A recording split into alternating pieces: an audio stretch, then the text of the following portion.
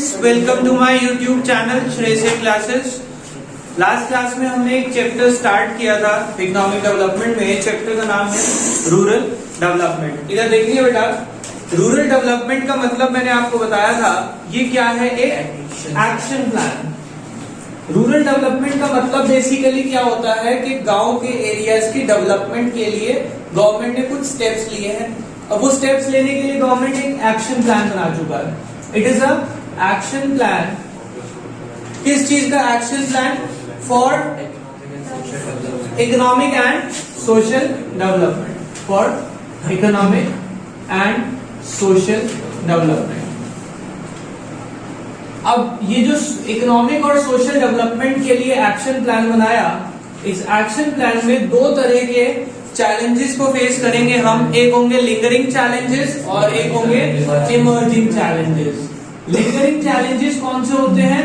जो पुराने चलते आ रहे हैं। और इमर्जिंग चैलेंजेस जो नए नए चैलेंजेस गांव के एरिया में हम फेस कर रहे हैं।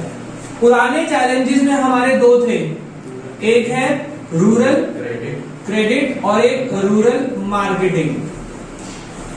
गांव के एरिया में एक तो लोगों को उधार नहीं मिलता और दूसरा उनके प्रोडक्ट के लिए अच्छी मार्केट नहीं मिलती। इमर्जिंग चैलेंजेस में क्या है, एक तो हम जो एग्रीकल्चर को यूज कर रहे हैं, रिसोर्सेज को यूज कर रहे हैं, उसको बहुत बुरी तरीके से यूज कर रहे हैं, जिससे कि वो फ्यूचर जनरेशन के लिए नहीं बचेगा। तो उसके लिए हम क्या करना चाहते हैं? सस्टेनेबल डेवलपमेंट करना चाहते हैं, जिससे कि फ्यूचर जनरेशन के लिए भी ये सेफ हो जाए। और साथ साथ हम क्या चाहते हैं? ऑर्गेनिक फार्मिंग हो, क्योंकि आजकल हम जो फार्मिंग कर रहे हैं वो केमिकल फर्टिलाइजर से यूज करके कर रहे हैं, जिससे कि हमारी हेल्थ पे बहुत ज्यादा इफेक्ट्स आने वाले हैं। तो इसमें हम प्रमोट करते हैं मेन्योर्स और कंपोस्ट से फार्मिंग करना। ठीक है, ये पूरे चैप्टर की समरी है बेटा। अब ये पूरा चैप्टर में मेरा पहले रूरल क्रेडिट आएगा, रूरल मार्केटिंग, फिर सस्टेनेबल डेवलपमेंट और फिर organic farming. Chapter and introduction में ही पूरा चैप्टर है। कल हमने स्टार्ट कर लिया था लिंगरिंग चैलेंजेस में, पहला हम पढ़ना शुरू कर चुके थे रूरल क्रेडिट। कह रहे रूरल क्रेडिट जो है एग्रीकल्चर की लाइफलाइन माना जाता है, because our farmers are small and marginal farmers, they needs funds. Why? Because they do not have so much funds for agriculture. उनके पास फंडिंग नहीं है and there is a time gap between sowing and harvesting. दोनों के बीच में gap है। उस gap में खर्चा चलाने के लिए they needs credit। और क्रेडिट तीन तरह का चाहिए होता है फार्मर को। हम सब पढ़ चुके हैं इसको, शॉर्ट टर्म, मीडियम टर्म और लॉन्ग टर्म। Very good.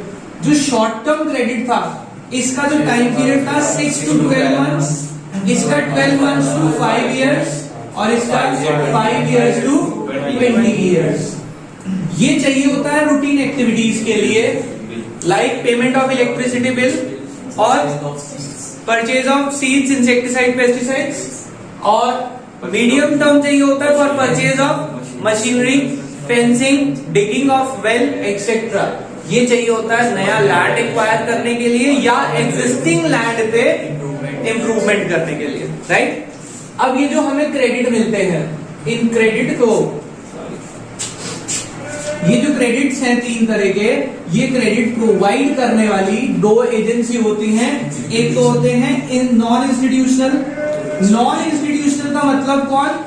जो कोई इंस्टीट्यूशन नहीं है, लाइक मनी लेंडर, जमींदार, जो heavy rate of interest charge करते हैं फार्मर से। और कुछ होते हैं हमारे institutional sources like banks, cooperative societies. तो अब हम इसकी तरफ मूव कर रहे हैं, नॉन इंस्टीट्यूशनल सोर्सेज और इंस्टीट्यूशनल सोर्सेज, राइट। टॉपिक समझ आ रहा है? क्या सीक्वेंस चल रही है? बहुत अच्छा चैप्टर है, पूरा चैप्टर सीक्वेंस में ही चलता है। नॉन इंस्टीट्यूशनल में हमारे सारे कौन आएंगे? मनी लेंडर्स और जमींदार, who used to give credit to the farmer on a high rate of interest। पढ़ते हैं, देखो क्या लिखा है नॉन इंस्टीट्यूशनल में। पहला यहां से आज स्टार्ट करना है हमने।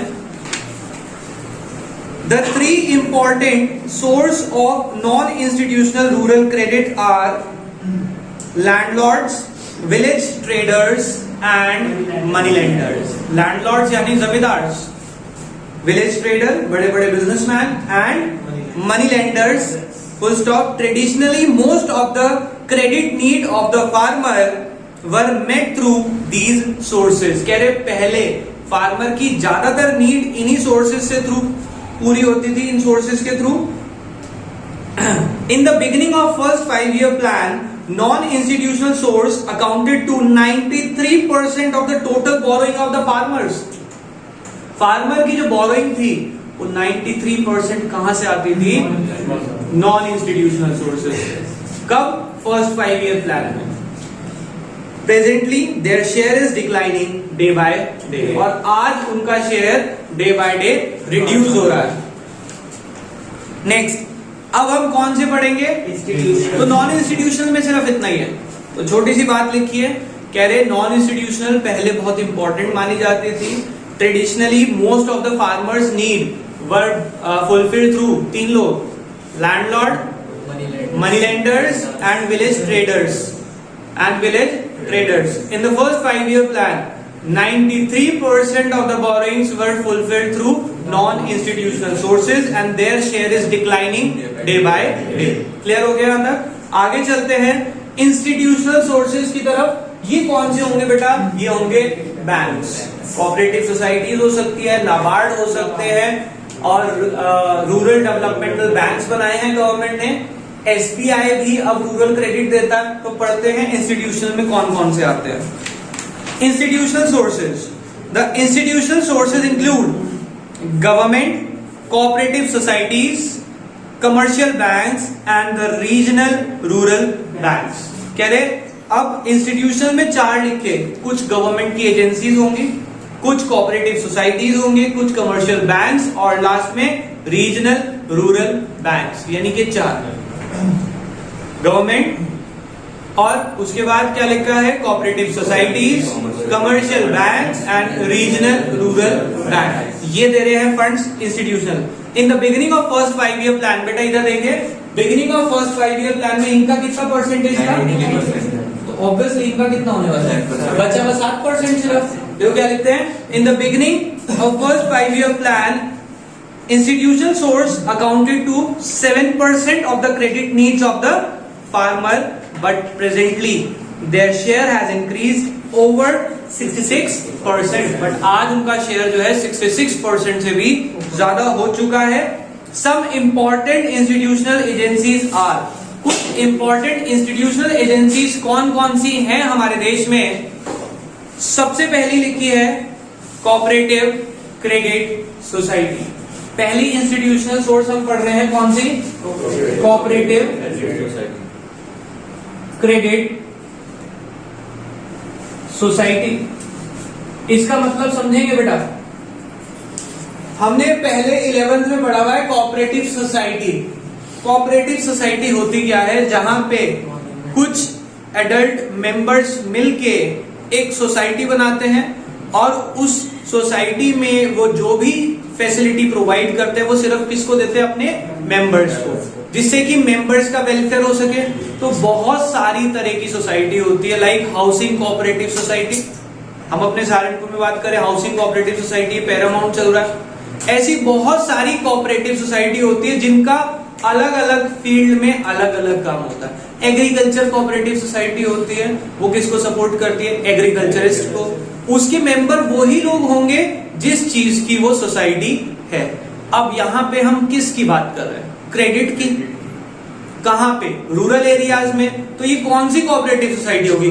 Cooperative credit society. नाम बिल्कुल लॉजिकल है, क्योंकि कोऑपरेटिव सोसाइटी बहुत सारी तरह की होती है, बट उसका नाम डिपेंड करता है कि वो किस चीज की सोसाइटी है। ये उधार दिलवाने के लिए है तो नाम रखा कोऑपरेटिव क्रेडिट सोसाइटी। पढ़ते हैं एक बार इसमें क्या लिखा है।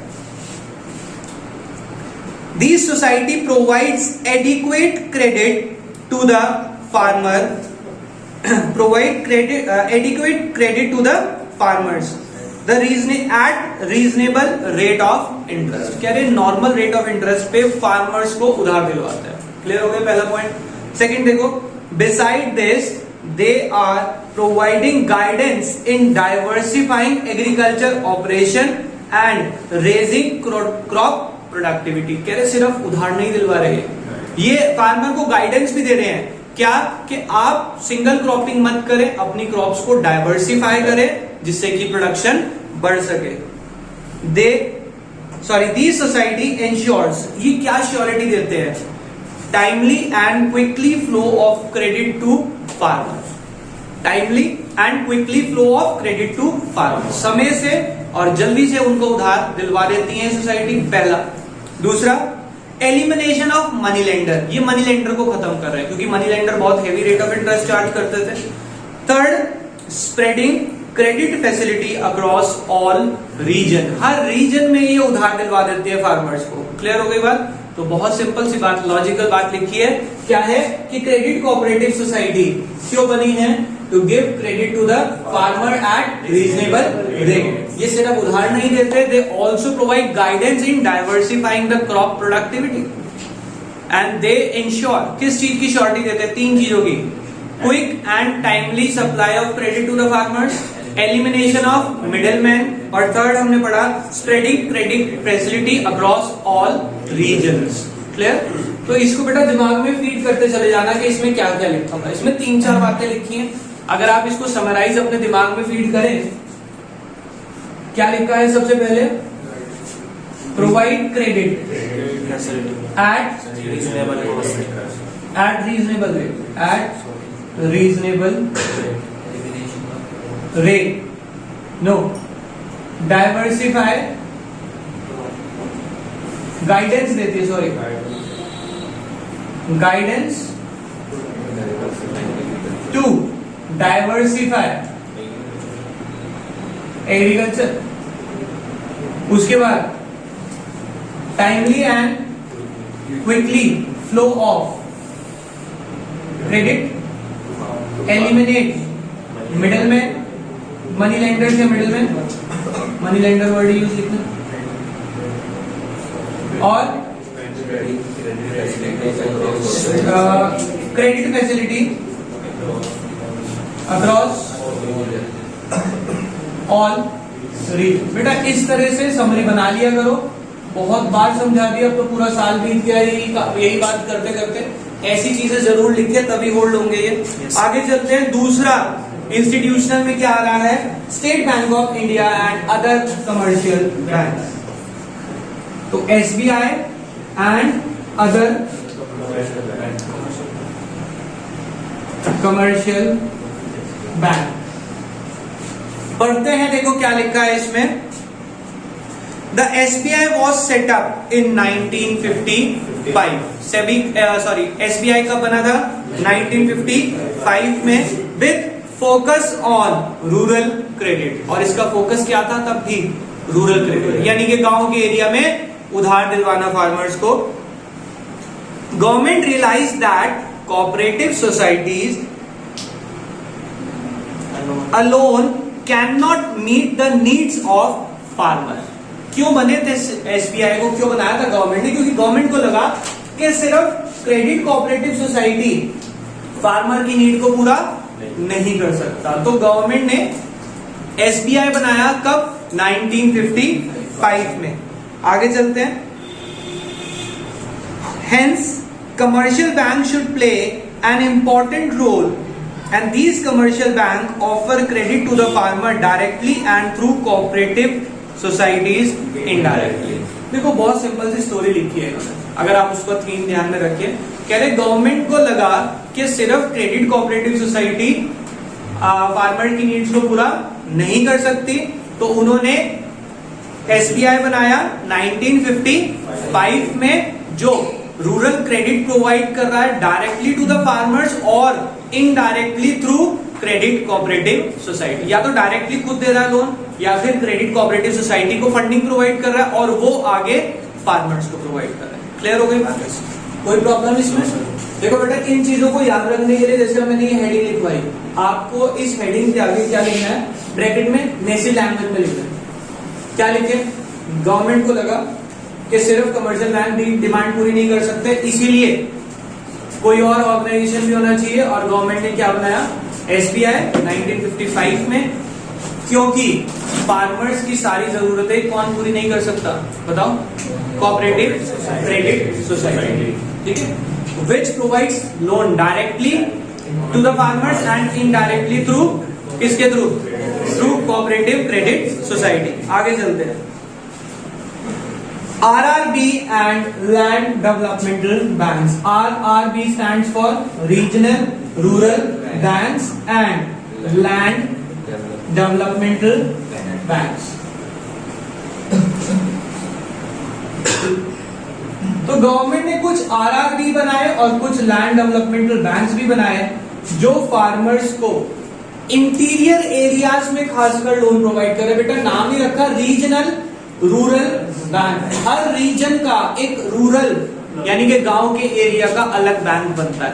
हम अपने यूपी की बात करें तो यहाँ पे यूपी ग्रामीण बैंक के नाम से, यूपी उत्तर प्रदेश, ग्रामीण मतलब गांव, बैंक RRB। हर रीजन का एक रूरल बैंक होगा और उसका काम ही क्या होगा? रूरल एरियाज में क्रेडिट प्रोवाइड कराना। और इन रीजनल रूरल बैंक को कंट्रोल कौन करता होगा? नाबार्ड। हम सब जानते हैं नाबार्ड क्या है, आगे पढ़ने भी वाले हैं। क्लियर हो गई बात? रीजनल रूरल बैंक्स के बारे में पढ़ते हैं। देखो क्या लिखा है, these banks were set up to provide credit support in remote rural areas and backward area. ये क्यों बने थे? कि आप क्रेडिट प्रोवाइड कर सके। बेटा लाइन मिसिंग है अगर कुछ नोट्स में तो आप लिख लें, वो पूरा है। Provide these banks were set up to promote credit supplies या credit support supplies, okay. Provide credit supplies in remote rural areas, in remote rural areas and backward areas. लिख लिया बेटा सबने जिसका मिसिंग है नोट्स में? आगे चलते हैं। These banks operate at district level. Obviously तभी तो ये हर, इसका नाम क्या है? तभी तो नाम है रीजनल रूरल, यानी कि ये किस लेवल पे काम करते हैं? हर डिस्ट्रिक्ट में, डिस्ट्रिक्ट लेवल पे काम करते हैं। And try to fulfil the credit needs of the weaker section of the rural population. ये सिर्फ रूरल एरियाज में उधार देते हैं, अर्बन एरिया यानी कि शहर में आपको इनके बैंक्स भी नहीं मिलते। आपने सहारनपुर में भी कोई यूपी ग्रामीण बैंक की ब्रांच नहीं देखी होगी, बट किसी भी गांव में चले जाएं और खासकर इंटीरियर गांव में जहां पे रोड्स भी प्रॉपर अवेलेबल नहीं है, वहां पे आपको रूरल बैंक जरूर मिलेगा। क्लियर होगी बात? तो गवर्नमेंट ने 3 इंस्टीट्यूशनल सोर्सेज बताई। पहला cooperative credit society, SBI and other commercial banks, और RRB and land developmental banks. अब इन सबको रेगुलेट करने के लिए गवर्नमेंट ने एक और इंस्टीट्यूशन बनाया जिसका नाम रखा नाबार्ड। नाबार्ड का मतलब हम सब जानते हैं क्या होता है? National Bank for Agriculture and Rural development. आप ध्यान रखेंगे नाबार्ड ये जो है ये नेशनल के लिए है, National Bank for Agriculture and Rural Development. पढ़ते हैं क्या लिखा है। NABARD is an apex institution. Apex मतलब top most. It is the top most institution handling policy, planning and operation in the field of rural credit. कह रहे गांव के एरिया में जितना भी उधार बांटना है उसको कौन कंट्रोल कर रहा है? नाबार्ड। उसकी सारी प्लानिंग, उसका सारा कंट्रोल किसके हाथ में है? नाबार्ड के हाथ में है। एंड रिलेटेड इकोनॉमिक एक्टिविटी, और जितनी भी वहां की इकोनॉमिक एक्टिविटी यानी पैसों का लेन देन होगा सारा कंट्रोल कौन करेगा? It is an apex institute it is an apex institute handling policy, planning and operation in the field of rural credit and related economic activities and its main functions are. सब बच्चे इस topic को, नाबार्ड को बहुत अच्छे से याद करेंगे। पहला इसका मीनिंग क्या है? Apex institution that handles the policy, planning and operation in the field of rural credit. 3 काम करता है, planning, policy, handle the policy, planning and operation in the field of rural credit. क्या है? NABARD is an apex institution handling policy, planning and operating in the field of rural credit and related economic activity. और इसके functions क्या हैं? Number 1, it serve as a apex funding agency for for institution providing credit in the rural area. कह रहे rural area में जो भी institute क्या कर रहा है, क्रेडिट प्रोवाइड कर रहा है, उनकी एपेक्स बॉडी नाबार्ड है, यानी कि उन सब की टॉप मोस्ट बॉडी, उन सबका हेड कौन है, NABARD. Clear. Number 2, to take appropriate measure to improve credit delivery system, it also focuses on reconstruction. अच्छा 2 पॉइंट है बेटा, आप इसको अलग अलग भी कर सकते हैं। To take appropriate measure to improve credit delivery system, उधार बांटने के लिए एक प्रॉपर सिस्टम अगर ये बनाना चाहे तो अलग से उसका प्रॉपर सिस्टम अरेंज कर सकता है, जिससे कि हर एक को उधार मिल सके। तो क्या है, दोबारा से पढ़े, टेक एप्रोप्रिएट मेजर्स, ये एप्रोप्रिएट स्टेप्स लेता है to improve credit delivery system, के उधार हर एक को डिलीवर हो जाए। नंबर 2, नंबर 3 इसको यहां से चेंज कर लें। दे ऑल्सो फोकस ऑन, ये किस पे फोकस करते हैं, reconstruction of credit institution and training of its employees. कोई क्रेडिट इंस्टीट्यूशन अच्छे से काम नहीं कर रहा तो उसको दोबारा से कंस्ट्रक्ट करवा सकते हैं, यानी कि उसकी पूरी बॉडी बदल देंगे, उसका पूरा स्ट्रक्चर बदल देंगे, कहेंगे तुम्हें जिस काम के लिए बनाया था वो काम तो तुम कर नहीं रहे हो, तो आपका पूरा स्ट्रक्चर बदल देंगे और सारे साथ के साथ आपके एम्प्लॉइज की ट्रेनिंग कराएंगे। कैसी ट्रेनिंग, कि आपका मेन काम क्या है, रूरल क्रेडिट, और आप वही अच्छे से नहीं कर रहे तो आपकी ट्रेनिंग दोबारा से होगी। ठीक है, तो इसके पास ये भी पावर है क्या, it also focuses on reconstruction of credit institute. वो जो इंस्टीट्यूट है ना, यानी कि कोऑपरेटिव सोसाइटी, एसबीआई, आरआरबी, अगर ये अच्छे से काम नहीं कर रहे पूरा इंस्टीट्यूट ही बदल देंगे इनका। दे हैव अ पावर, या आप क्या लिखा है, it also focus on reconstruction of credit institution and training of its employees. तीनों पॉइंट समझ आ गए। पहला पॉइंट क्या था, apex body that are providing credit in rural areas, उसकी एपेक्स बॉडी है ये।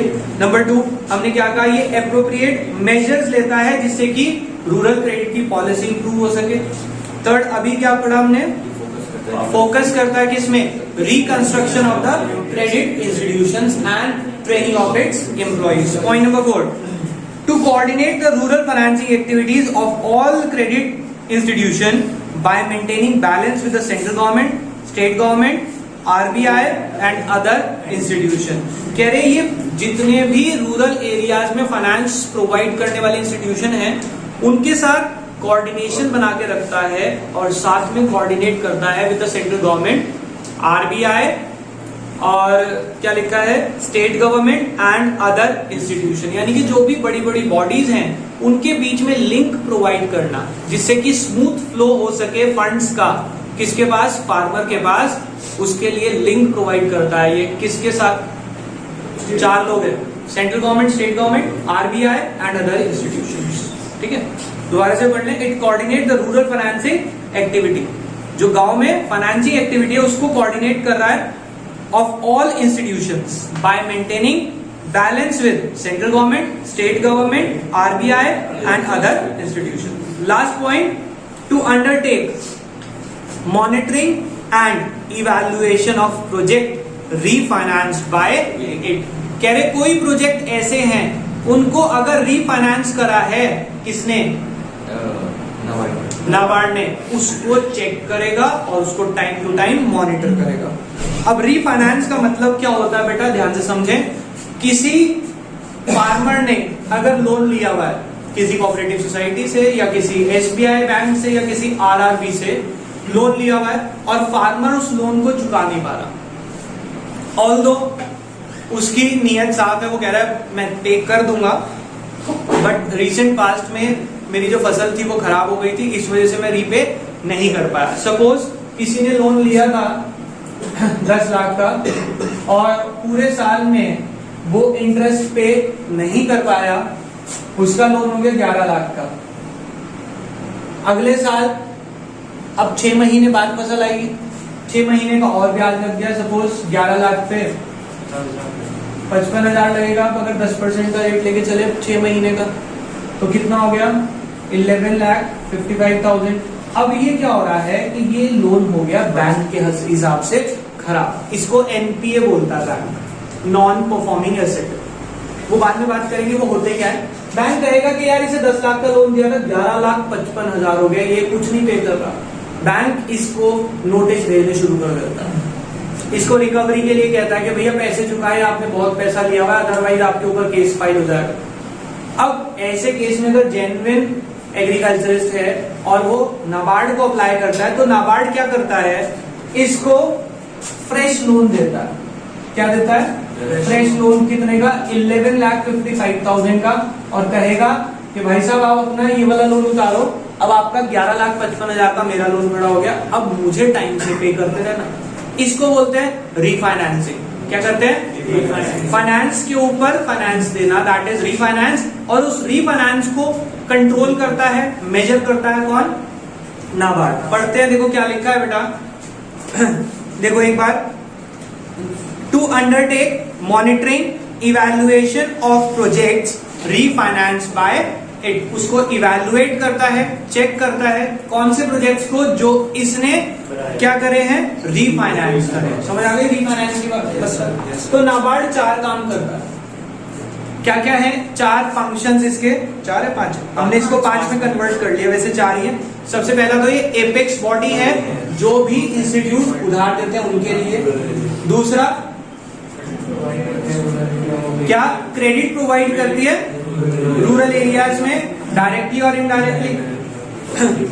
और अपने एम्प्लॉइज को कौन से, किसी भी इंस्टीट्यूट में रिस्ट्रक्चरिंग करा सकती है और उसके एम्प्लॉइज को ट्रेनिंग कंडक्ट करा सकती है। पॉइंट नंबर 4, ये कोऑर्डिनेट करती है activities of all the institution, whether it is central government, state government, RBI and other institution. और लास्ट में ये मॉनिटर करती है और कंट्रोल करती है of all the loans that were refinance by it. Clear? तो हमारा नाबार्ड यानी कि फाइनेंशियल इंस्टीट्यूशन जो है, नॉन इंस्टीट्यूशनल और इंस्टीट्यूशनल सोर्सेज सारे खत्म हो गए। कल हम नया टॉपिक करेंगे। अभी के लिए बाय बाय।